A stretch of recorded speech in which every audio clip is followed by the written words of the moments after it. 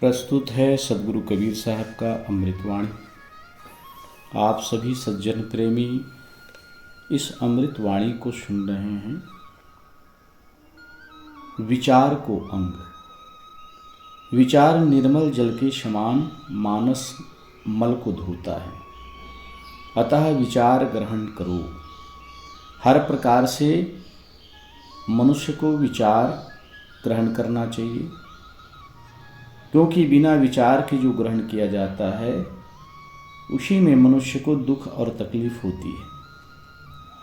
तो किसी भी कार्य को करने से पहले विचार करनी चाहिए। कोई बात बोलनी है तो विचार कर बोलनी चाहिए। तो सदगुरु कबीर साहब कहते हैं, कबीर सोच विचारिया दूजा कोई नाही, आपा बर जब चीन्हिया उल्टी समाना माही। हे जिज्ञासु, सोच विचार कर देखो, तुम्हारे ऊपर कोई दूसरा नहीं है। जब अपनी श्रेष्ठता की परख हो गई तब साधक बाहर की ओर से मन घुमाकर अपने आप चेतन स्वरूप में तन्मय हो जाता है। सज्जनों, इस जीव के ऊपर कोई ईश्वर परमात्मा नहीं है। जरा विचार करके देखिए, इस जीव के ऊपर कोई मालिक नहीं है। बस प्रकृति और पुरुष दो तत्व हैं। एक पुरुष के रूप में आत्मा और दूसरा प्रकृति के रूप में मिट्टी, जल, अग्नि, हवा, आकाश। प्रकृति अपने गुण धर्मों के अनुसार इस विश्व का संचालन हो रहा है। चेतन जीव नाना प्रकार के इस प्रकृति से जुड़कर आविष्कार कर रहे हैं। अपने साधन के लिए अनेकों आविष्कार अनेकों खोज में लगे हुए हैं। सदगुरु कबीर साहब कहते हैं कि जब मनुष्य विचार करता है कि यह जीव ही श्रेष्ठ है तो कहाँ कहाँ भटकेगा। कहीं भटकने की आवश्यकता नहीं। मनुष्यों ने अपने ही विचार से अपने ऊपर मालिक ईश्वर परमात्मा माना और उसी ईश्वर परमात्मा की मूर्ति गढ़ करके पूजा पाठ करने लगे, उनसे मनोकामना मांगने लगे, अपनी इच्छाओं की पूर्ति के लिए उपासना करने लगे। सदगुरु कबीर साहब कहते हैं, हे जिज्ञासु, जरा सोच विचार करके देखो कि इस जीव के ऊपर कोई दूसरा नहीं है, कोई मालिक नहीं है। यह जीव स्वयं कर्म करता है और स्वयं उस फल को भोगता है। स्वयं पाप कर्म करता है, स्वयं दान पुण्य करता है, स्वयं संत गुरुजनों से अध्यात्म की ज्ञान लेता है और सारे बंधनों से मुक्त हो जाता है। और यही जीव बुरे कर्म करके बुरे वासनाओं में पड़कर संसार के आवागमन के चक्र में पड़ता है। इसलिए सदगुरु कबीर साहब कहते हैं कि अपने आत्मा की श्रेष्ठता जब मालूम हो जाता है कि यह आत्मा ही श्रेष्ठ है, तो किसके पीछे दौड़े, किसकी उपासना करे। राम राम सब कोई कहे, कहने माही विचार, सोई राम जो सती कहे, सोई कौतिकहार। राम राम सब कोई कहते हैं, परंतु उनके कहने में भिन्न भिन्न विचार होते हैं। वही राम सतपथ ज्ञामनी सती कहती है और वही राम तमाशा देखने वाले भी कहते हैं। सज्जनों, राम के रहस्य को बहुत कम लोग जानते हैं। जो संत महापुरुषों से जुड़े हुए हैं वो तो राम के रहस्य को तो जान जाते हैं कि यही आत्मा राम ही श्रेष्ठ राम है। सदगुरु कहते हैं कि एक सती कहती है राम, और एक तमाशा देखने वाला भी कहता है राम, लेकिन राम के रहस्य को जानता है नहीं। सदगुरु कबीर साहब कहते हैं, दशरथ सुत सुतिहु लोक ही जाना, राम नाम का मर्म है आना।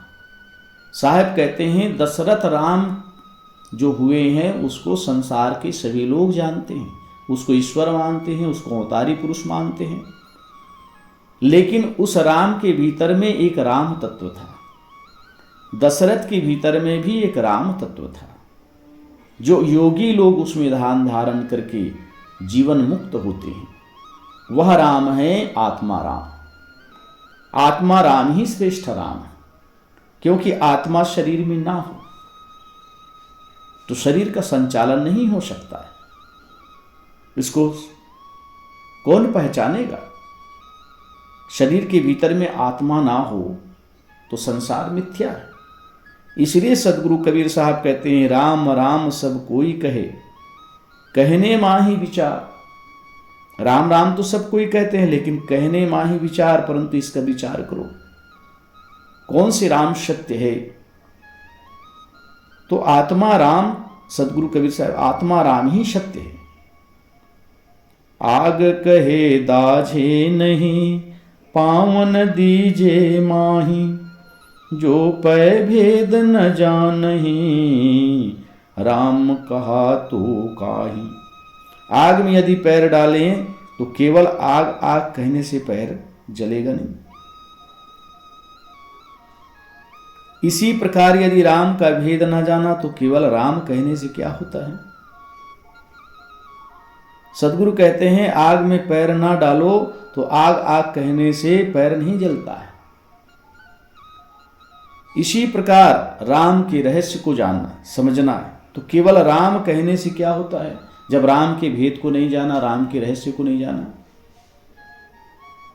इसलिए राम के रहस्य को, राम को, भेद को जानकर राम में स्थित हो जाए। हृदय बसे तिहि राम न जाना। सदगुरु कबीर साहब कहते हैं कि हृदय में जो बसा हुआ राम को लोग नहीं जानते। दशरथ राम को सब लोग जानते हैं, लेकिन सबके हृदय में बसा हुआ राम ये तो बिरले लोग जानते हैं। और ऐसा जानकर मनुष्य सभी प्राणियों से प्रेम करते हैं, लेकिन अधिकतर राम को मानने वाले जीव की हिंसा करते, नाना प्रकार के पशु को मारकर खा जाते। वह तो राम के रहस्य को नहीं जानता। इसलिए सज्जनों, सबके भीतर में रम रहा है राम। अगर यह राम शरीर में ना रमे तो शरीर मुर्दा हो जाता है। इसलिए राम का मतलब है जो रमन करे, किसमें? शरीर में रमन करने वाला राम। ज्यों आवे त्यों ही कहे, बोले नाही विचार, हतै पराई आत्मा, जीभ लिए तलवार। कितने लोग तो उनके मन में जैसी बात आई मशीन के समान झोंकते रहते हैं। वे अपनी जिह्वा में कटु वचन रूपी तलवार बांधकर पराई आत्मा को कष्ट देते हैं। सदगुरु कहते हैं कि कितने लोग बिना विचार किए जैसे तैसे बोलते रहते हैं। मन में इतनी कटुता रहती है और बोलते जाते हैं मशीन की तरह, जरा विचार भी नहीं करते कि मैं क्या बोल रहा हूं। अब इस बोल से क्या परिणाम होगा? इसलिए सोच विचार करके आदमी को बोलना चाहिए। हर कार्य सोच विचार करके करे, नहीं तो फिर पछताना पड़ेगा। आप पछताए होत क्या, जब चिड़िया चुग गई खेत। सदगुरु कहते हैं कि बिना विचार के बोल लिए, झगड़ा फसाद हो गया, विवाद हो गया, आपस में लड़ाई हो गई, मनमुटाव हो गया, फिर पछताने से क्या होगा? तो ऐसे संसार में लोग हैं जो बिना विचार के बोलते हैं, बिना विचार के कार्य करते हैं, और बिना विचार के ही लोग नाना प्रकार के पशुओं की हिंसा भी करते हैं। जरा विचार करके देखें, हमारे जैसे वो भी प्राणी हैं, भले ही हमको मानव शरीर मिला है, मानव देह में हैं, लेकिन उनके भीतर में भी वही आत्मा राम है, उनको भी सुख दुख होता है। जरा विचार करके देखिए, जिस प्रकार से मेरे जीव शरीर में कष्ट होता है, उसी प्रकार से उन प्राणियों में भी कष्ट होता है। उनको भी भूख लगता है, उनको भी प्यास लगता है। इसलिए ऐसा विचार करने वाला मनुष्य कभी भी किसी प्राणी की हिंसा नहीं करेंगे। सबका हो का लीजिए सांचा शब्द विचार, पक्षपात न कीजिए कहीं कबीर विचार।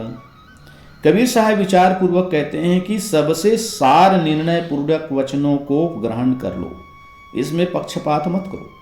संसार में पक्षपात करने वाले बहुत हैं, गलत का पक्षपात भी करते हैं क्योंकि उनके अंदर विचार नहीं है। इसलिए साहब जो है पुकार करके कहते हैं कि इस संसार में सबका निर्णय लो, सब पर विचार करो, आंख मूंद कर ग्रहण ना करो, विचार कर ग्रहण करो, जिससे आप किसी प्रकार से धोखा नहीं खाएंगे। इसलिए निर्णय पूर्वक वचनों को ग्रहण कर लो, जो सार हैं, जो सही हैं। अब किसी भी प्रकार से पक्षपात करने की आवश्यकता नहीं। आदमी धर्म ग्रंथों की पक्षपात लेते हैं कि नहीं, धर्म ग्रंथों में ये लिखा है, हम तो यही मानेंगे। अरे भोले मनुष्य, जरा विचार करके देखो, क्या वो सत्य ठहरता है? क्या वो सत्य मालूम होता है? इसीलिए सदगुरु कबीर साहब कहते हैं हर प्रकार से विचार करना चाहिए, नहीं तो धोखे खाएंगे, झूठ को पकड़ लेंगे और कहेंगे मैं सत्य को पकड़ा हुआ हूं, मैं सत्य को स्वीकार करता हूं। जितने भी धर्मशास्त्र हैं सब में सारवाणी हैं और सब में असारवाणी भी है, झूठी बात भी लिखी गई है जो निर्णय में नहीं आता। तो उनमें से विचार कर सत्य ग्रहण कर लो, सार ग्रहण कर लो। कबीर हम सब की कहें, हमरी कहीं न जाए, पूरब की बाता कहे, पश्चिम जाए शमाए। हे जिज्ञासुओं, हमने तो सबके कसर विकारों को परखाया है, परंतु हमारी कही हुई निष्पक्ष बात पक्षपातियों के हृदय में प्रविष्ट नहीं होती। मैं सामने बात करता हूं तो लोग पिछड़कर पीछे धंसते हैं। सदगुरु कबीर साहब कहते हैं कि हे जिज्ञासु, मैंने सबके खोट को परखाया है, झूठ को परखाया है, मैंने सबको परखाया और सार शब्द बताया है। लेकिन हमारी बात को जो पक्षपात करते हैं वो तो कभी स्वीकार नहीं करते। उनके हृदय में जो सत्य बातें ठहरती नहीं हैं, वो उसके हृदय में सत्य बातें प्रवेश नहीं करती। मैं सामने से कहता हूं, मैं पुकार कर कहता हूं, मैं चिल्ला कर कहता हूं सत्य असत्य बात कि सत्य क्या है और असत्य क्या है, लेकिन लोग जो है निर्णय नहीं कर पाते, स्वीकार नहीं कर पाते और पीछे से और ही अंधविश्वास में पड़ते चले जाते हैं।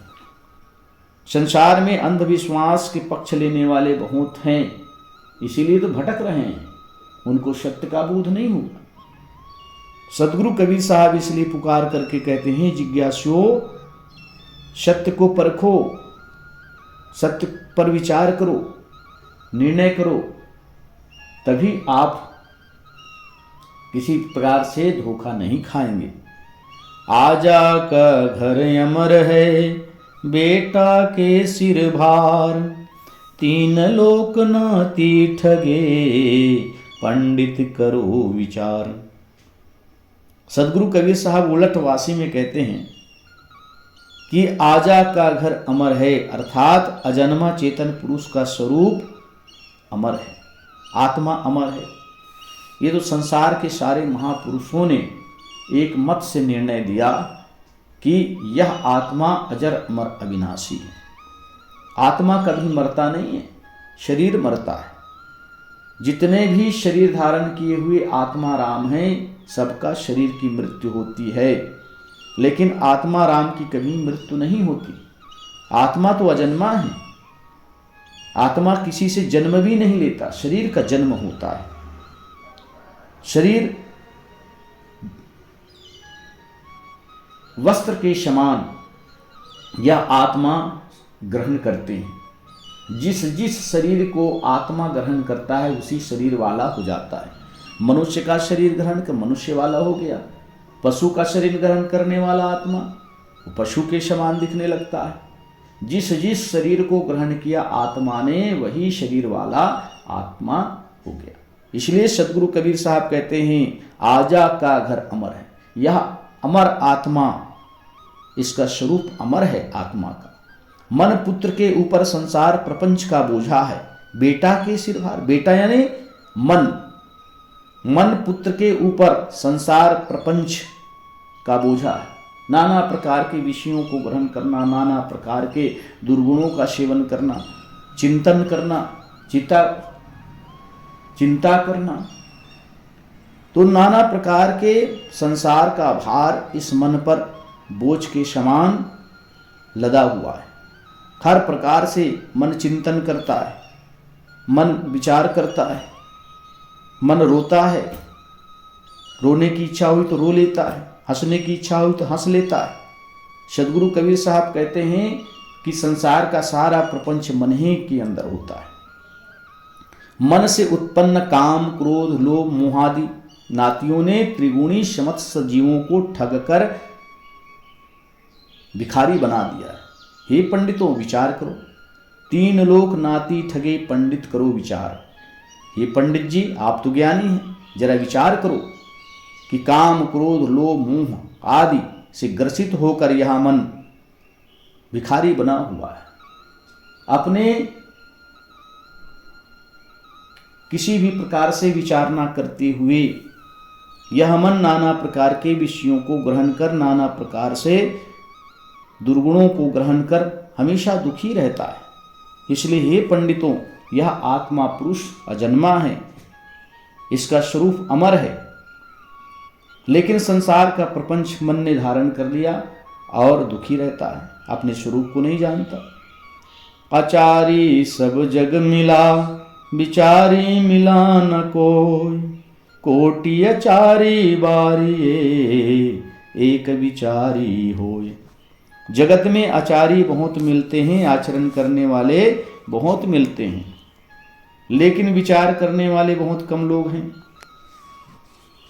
एक विचारवान पर करोड़ों आचारी न्यौछावर करने योग्य हैं। सदगुरु कबीर साहब कहते हैं, इनमें विचार करने वाला श्रेष्ठ है।